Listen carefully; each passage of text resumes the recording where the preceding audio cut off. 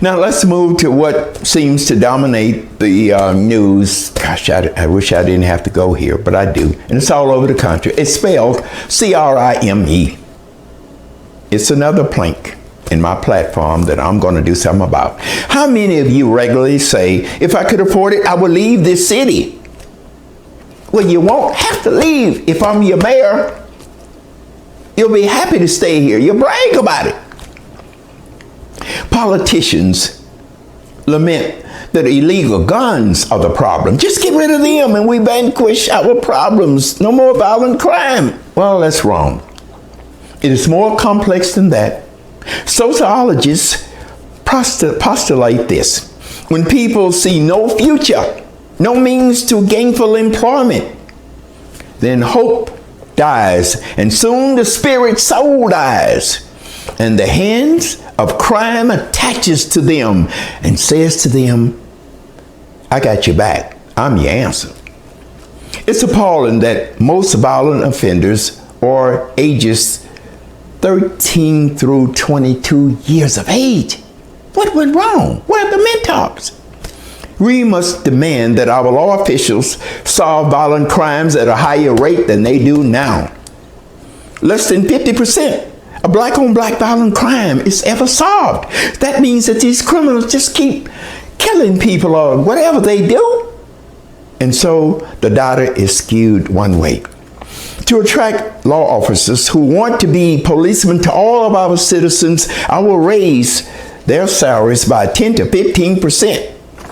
Free housing will be available for new recruits if they live in a high crime area for 2 years. Don't have to pay a cent. We must house small police stations in high crime communities so our citizens won't have to wait 45 minutes to 1 hour after placing a 911 call. Can you believe that? We will staff certified mental therapists to be available when a call comes in depicting someone who might be with a mental issue. So we'll cut down on shootings and other physical issues there if we have someone to tag along with them. Because policemen are trained to extend force.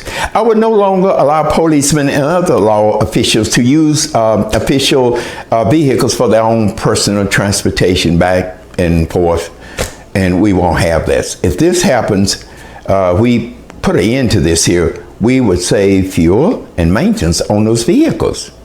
And some say this would bring in another $85,000 each year. I'll ask the council to put forth a vote requiring policemen to reside in this parish, to live here. 90% lives outside of this parish. And for those law officials who aggressively say, I would never live in this jungle, well, what do we say, huh? Well, we tell them, don't earn your paycheck in this jungle. Get out. Now to more sensitive concerns with regard to reducing violent crime, we're going to turn to the community. Shouldn't we ask, where are the community leaders and civic organizations and caring citizens? And where are the hands and the hearts of our religious leaders in their congregations? Where are they? Adults must become involved with our youths at an early age, and before it becomes a Herculean task, become mentors with Big Brother, Big Sisters, and their other organizations that they could help out.